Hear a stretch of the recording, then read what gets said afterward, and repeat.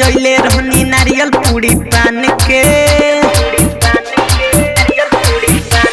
सज के सवर के जात रहनी पूजे छोटी घाट के डाली में सब सजैले रहनी नारियल पूरी पान के मोर कौआ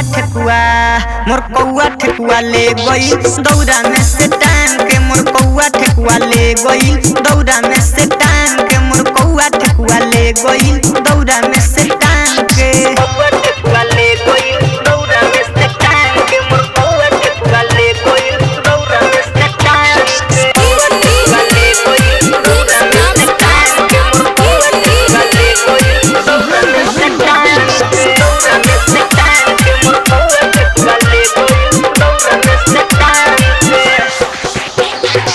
खुशबू रिकॉर्डिंग स्टूडियो कहला बिशनपुरा बाजार मिक्स बाय इमाम बाबू। दौरा हम धक्के जात रहनी छठी माई के घाट हो डल सुदौरा में बड़े कोइलो संगे घाट हो दौरा हम धक्के जात रहनी छठी माई के घाट हो डल सुदौरा में बड़ कोइलो संगे घाट हो छठी माई के पूजे सब कुछ लाइल रहनी छान के छठी माई के पूजे सब कुछ लाइल रहनी छान के मोर कौआ ठकुआ ले गई दौरा में से टांग के मोर कौआ ठकुआ ले गई दौरा में से टांग के मोर कौआ ठकुआ ले गई दौरा में से टांग के दौरा में से टांग के